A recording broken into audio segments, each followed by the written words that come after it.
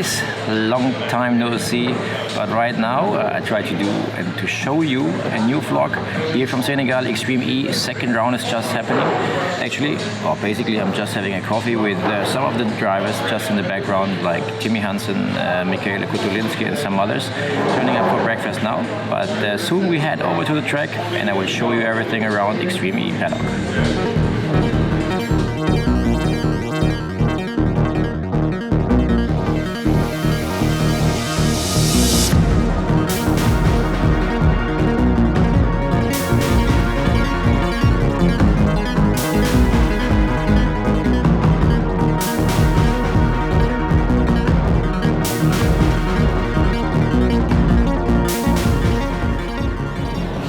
Right now we are actually in the car on the way to the paddock. And just behind you see how the lifestyle is right here in Senegal.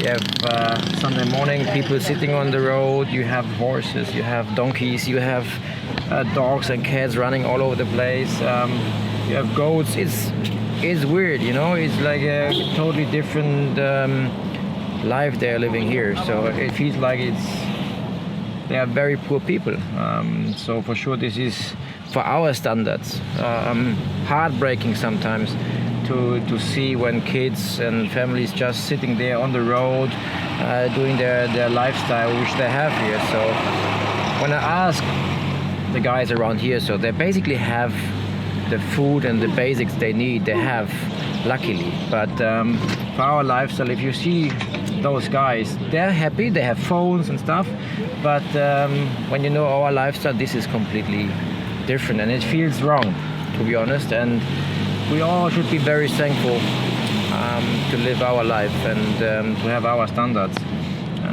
When I see this is quite emotional, I have to say.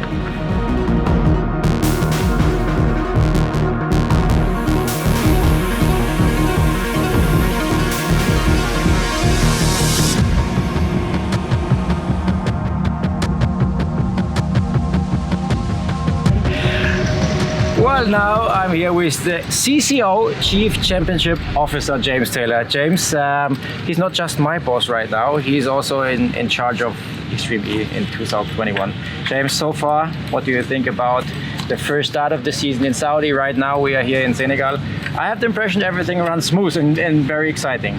Yeah, I mean, Saudi was fantastic first event. Obviously, there are lots of challenges, as you know, Timo. Yes. He helped us design a fantastic course, but then the dust issues that we had earlier in the week in testing meant that we had to change the format. But you know, we reacted well to it, and I think the output was really good. But here in Senegal, it's a lot easier. You know, we've got great organisation. Again, you've designed a really good course. Far more technical than Saudi, I think you'd say. Yeah. But on the whole, drivers are impressed with what they've seen, and the feedback I've had is that this is more about Extreme E perhaps than Saudi was, you know, wider courses, different lines, things like that. Yeah, very nice. So guys, James and myself will take you with us now down to the paddock and have a look what the team's thinking, or if they are ready for the race day. So let's go.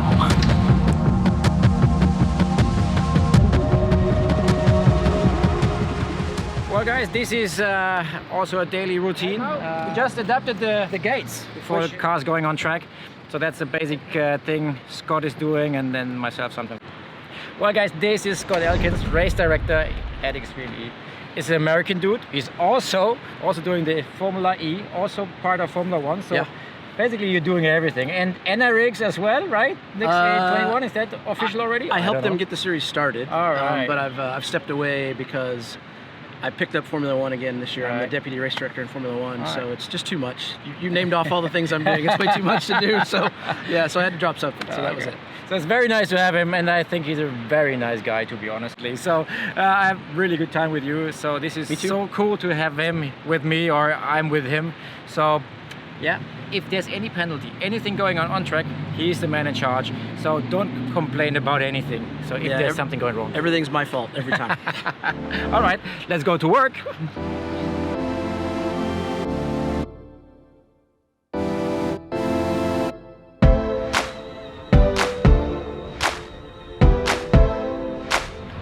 Right guys, now it's showtime.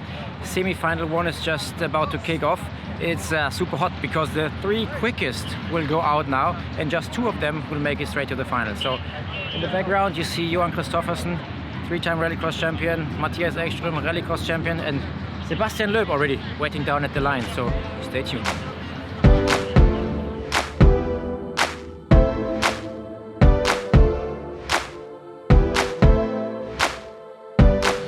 Guys, right now we are in the race control, so everything happens in here.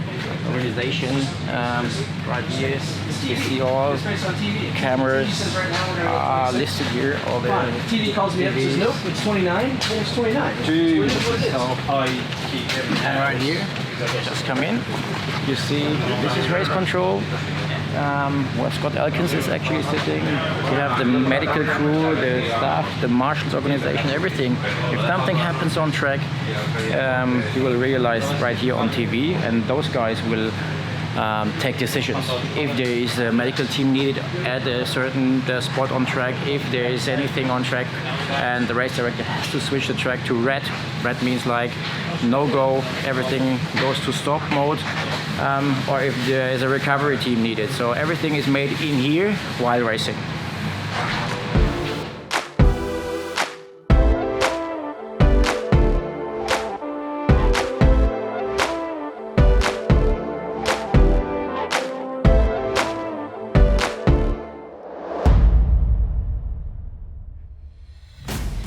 So, the Ocean X Prix, the players are in place, the scene is set. 30 seconds. Scott Elkins there, the man that you can hear counting us down. He is our race director. The excitement is starting to build. The race is going to get underway very shortly. Here we go then, semi-final number 1. 2 places up for grabs in the final. One of these teams is going to go home. They're the 3 strongest teams of the weekend, so it's a disaster. It really is for whichever one doesn't make it. Cars on course. Cars on course. Now there are 14 World Championships across this grid. A lot of wheel spin on the inside line, a lot of wheel spin for all 3 cars. Extra on the outside. This will get a good start. Chris Dobson gives Loeb a little nudge. Super tight in on that flag. Chris Dobson now coming up the inside of Loeb. This is where they're all going to try and engage the hyperdrive. Who has timed it right? You ride on board now. There, you hear the hyperdrive coming for Loeb. Going to gain some time on Chris Dobson. Outside line, Matthias Ekström looking for that damn sound of the grip. He's got the line to cut across the other 2. Loeb is now ahead of Chris Dobson. Chris Dobson moves out wide. Can't get the cut back like he did in Saudi Arabia. Watch for the nose of the cars to dip as they get on the brakes. Chris Dobson is way out wide. Look where Chris Dobson's line was. Going to try and carry the pace all the way from the beach up. Closes the gap down on Loeb. Looks to the inside line. He's trying the same move he got in Saudi. He's almost done it again. Loeb, though, now has the inside line for the left-hander. Chris Dobson shuts the door on him and gets into P2, but it's Ekström who leads. What a fascinating start that was. The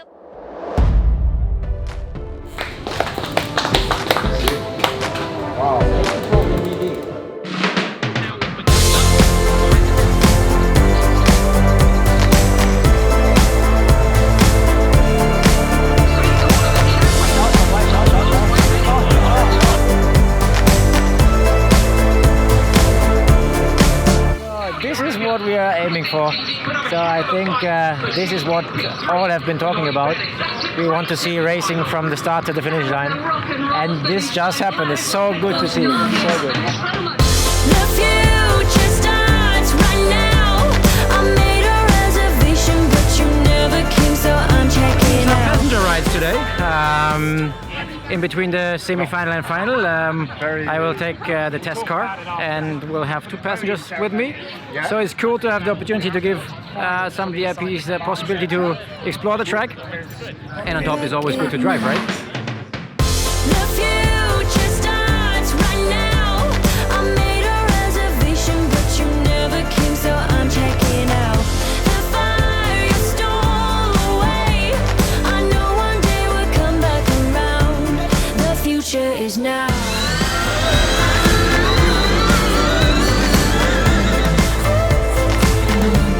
The future is now.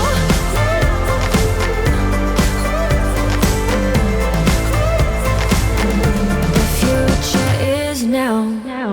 I waited for you in the passenger seat. There's only so far I can ride in your dreams.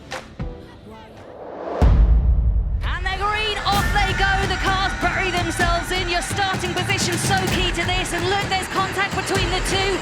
How are four going to cars go round here? Well, it's going to be a disaster for one of them. You can see the Veloci team coming off the worst. They've lost a lot of pace. It is the GmbH team. They are out in front and hyperdrive is being used. But look at that. On the outside, you have the Molly Taylor in the Rosberg car. Twisting through and not taking the line they wanted to. Forced out wide. This is a real good battle between the two of them because they're not having to take the line they wanted. You can see there, disaster there for the Hamilton car. It's been pushed out really wide, lost so much time. So out in front, well done to that car. It was a really great challenge and Molly Taylor has taken the lead. Come on, down towards the finish line. He's going to take win number 2. It's 2 from 2 for him and Molly Taylor.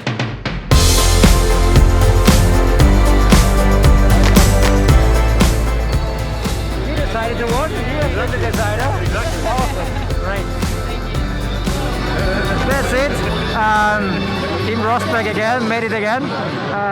But actually today I have to say, even we had hard racing between everyone, today the decision have been made by the girls. So that's super good to see. It's super good to see that they've been racing hard against each other. So very good. Hope you enjoyed the show. Now you enjoy the celebration and we see you.